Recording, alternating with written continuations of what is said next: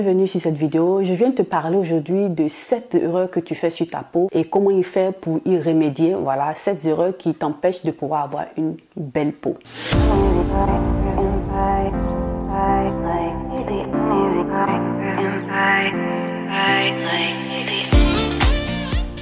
Bien avant de te parler de ces 7 points-là, si tu n'es pas encore abonné à cette chaîne, tu viens, tu regardes, tu t'abonnes pas, je t'invite à t'abonner, à cliquer sur la cloche de notification pour ne perdre aucune de mes vidéos. Like la vidéo et partage aussi cette vidéo-là sur tes réseaux sociaux et laisse-moi un commentaire, ce qui va permettre au robot de YouTube de pouvoir référencer cette vidéo-là et aussi pour que d'autres personnes aussi qui sont dans le même besoin que toi puissent voir aussi cette vidéo. Ceci dit, je viens te parler de ces 7 points-là auxquels peut-être que tu ne fais pas attention, mais qui sont aussi primordial pour pouvoir prendre soin de toi. Voilà, quand tu fais une skincare, il faudrait que tu puisses aussi observer ces 7 points-là que je vais te présenter maintenant. C'est assez important, donc je t'invite à rester connecté et suivre la vidéo jusqu'à la fin.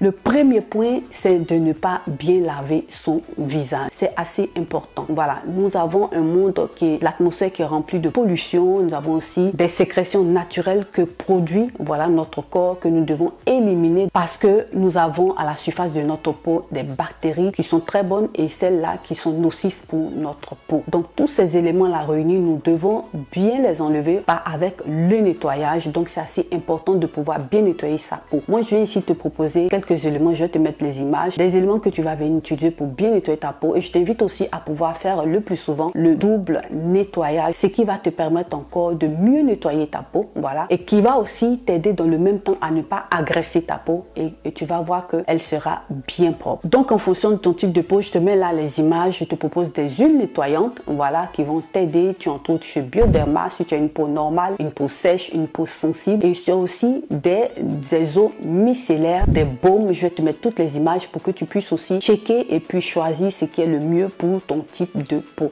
car il est très important de bien nettoyer sa peau. Comme deuxième point, c'est le fait de se toucher constamment le visage. C'est quelque chose à ne pas faire parce que lorsque nous sommes dehors, nous arrivons à toucher des éléments qui ont des surfaces où nous trouvons des bactéries. Et ces bactéries-là se transfèrent sur nos mains, sur nos doigts et nous les transportons. Quand nous sommes dehors, nous n'avons pas la possibilité de laver nos mains et si nous nous retrouvons à toucher tout le temps notre visage, c'est une manière pour nous de transférer sur notre peau du visage toutes les bactéries que nous avons sur les mains. Et ceci va apporter aussi des éléments après comme l'acné, les boutons, parce que c'est un transfert de bactéries qui vont aller s'anider pratiquement dans les pores avec ce mélange de sébum et autres. Et ceci va créer pratiquement l'apparition de boutons. Donc je vous invite à éviter ça. Voilà, le plus souvent, si vous avez la possibilité de pouvoir laver constamment vos mains, c'est assez bon ou non. Je vous propose aussi de pouvoir utiliser des lingettes, voilà, nettoyantes. Et puis ça va aussi vous faire du bien, ça va aussi diminuer, on va dire comme ça, tout ce qui est bactéries sur vos mains. Mais à la majorité, je vous invite à ne pas toucher votre visage si vous n'avez pas la possibilité de laver bien vos mains, à éviter ça, de ne pas prendre cette habitude-là. Vous allez voir que ça va vous épargner beaucoup de problèmes de peau sur le visage. Comme troisième point, nous allons venir parler aussi de ça. C'est assez important. Voilà, il faudrait le plus souvent changer les tés d'oreiller parce que lorsque nous dormons la nuit, nous pouvons le plus souvent transpirer. Et donc, si nous n'avons pas l'habitude de changer les tés d'oreiller, la peau du visage va prendre un coup parce que nous avons une accumulation de bactéries aussi sur le té d'oreiller. Donc, essayons de le changer le plus souvent. Ça va nous éviter aussi ces problèmes-là de peau sur le visage parce que c'est aussi des causes de l'apparition d'acné, de boutons et de plein d'autres problèmes de peau sur le visage. Donc il faut faire aussi attention à ce côté-là. Je vous invite à le faire, voilà, le plus souvent. Si vous êtes une personne qui transpire beaucoup, essayez de le faire encore plus et puis ça va vous aider à avoir une belle peau parce que vos tés d'oreiller seront assez propres, bien nettoyés et ça va vous aider à améliorer aussi l'état de votre peau. Donc il faut aussi regarder aussi cet élément-là. Comme quatrième point, je vous invite à éviter d'utiliser les serviettes que vous utilisez sur le corps, à les utiliser sur le visage. Parce que ça sera une manière pour vous de transférer les bactéries que vous avez sur le corps, sur le visage. Parce que si vous utilisez pratiquement la serviette que vous avez utilisée sur les fesses, excusez-moi du terme, sur les fesses, et que vous ramenez cela sur votre visage, vous allez automatiquement transférer les bactéries des fesses sur votre peau du visage et ça va vous créer des situations d'acné, des situations de boutons sur le visage et bien d'autres éléments, des pustules, des points noirs, des points blancs et beaucoup d'autres choses. Donc pour pouvoir éviter cela, je vous invite à ne pas le faire. Utilisez plutôt des cotons démaquillants sur votre visage, utilisez plutôt des papiers sopalins, voilà, ou des serviettes qui sont spécifiques pour spécialement le visage. C'est assez important que vous allez laver, nettoyer régulièrement et sécher dans un endroit propre. C'est assez important, ce qui va vous éviter tout problème de peau et ça va vous aider aussi dans votre skincare.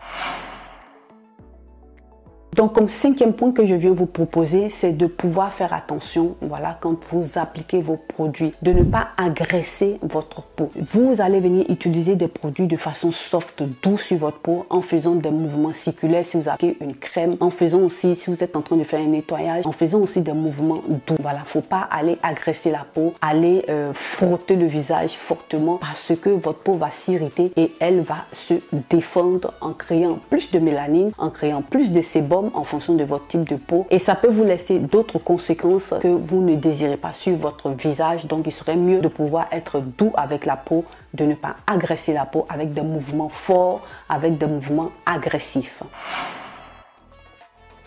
Comme sixième point, je vous invite à éviter de faire de l'exfoliation excessive de votre peau. C'est assez important. Je vous ai parlé de beaucoup d'éléments d'exfoliation sur cette chaîne-là, donc je vous invite à aller regarder. Il y a des produits cosmétiques, des acides de fruits qui sont assez intéressants pour ça. Mais il faudra aussi faire attention à ne pas en faire trop. Parce que si vous exfoliez trop votre peau, c'est vrai que l'exfoliation c'est pour enlever les peaux mortes. Mais si les peaux mortes sont déjà quittées, que vous commencez par continuer par faire de l'exfoliation, vous allez créer de l'irritation sur votre peau et ça va donner, voilà, suite à tout ce qui est boutons, acné et plein d'autres problèmes de peau. Ça va sensibiliser votre barrière cutanée et ce sont là d'autres problèmes qui commencent par venir et il faudrait éviter cela en faisant minimum 2 temps d'exfoliation dans la semaine, au plus 3. Voilà, c'est assez important pour que votre barrière cutanée soit stable et puis aussi votre peau puisse se régénérer assez facilement. Donc il ne faut pas exagérer aussi dans tout ce qui est exfoliation de la peau. Comme septième et dernier point, je viens vous parler ici des ingrédients cosmétiques. Vous devez contrôler pratiquement tous les ingrédients que vous avez dans vos cosmétiques. En fonction de ton type de peau, tu sauras quels ingrédients utiliser ou ne pas utiliser. C'est assez important parce que si tu as une peau sensible et tu vas m'utiliser des acides assez forts sur ta peau, des acides de fruits, tu vas venir aussi empirer la situation de ta peau et ta peau sera encore plus sensible. Donc il faut apprendre à contrôler les ingrédients que vous avez dans votre peau. Il existe aussi des éléments dans les cosmétiques qui peuvent être irritants pour votre type de peau. Il faudra aussi faire attention à ça. C'est assez important et vous allez voir que votre peau va se sentir mieux. Vous aurez de meilleurs résultats quand vous serez en train de faire votre skincare. Donc voilà mes chéris, plus ou moins ces 7 points là assez intéressants que je vous invite à suivre. Ça va vous aider à prendre soin de votre peau, à éviter tout ce qui est problème de peau et vous allez voir que en faisant votre skincare, ça va vous aider à améliorer, voilà, l'état de votre peau. Ceci dit, notre vidéo s'achève ainsi. J'espère en tout cas qu'elle vous aura plu, qu'elle vous aura été utile. En tout cas, likez, partagez cette vidéo sur vos réseaux sociaux, à vos amis et connaissances. N'hésitez pas à me laisser des likes, à me laisser des commentaires et à partager avec nous sur cette chaîne toutes vos expériences. Je vous remercie d'avoir regardé cette vidéo. À nous revoir à la prochaine vidéo.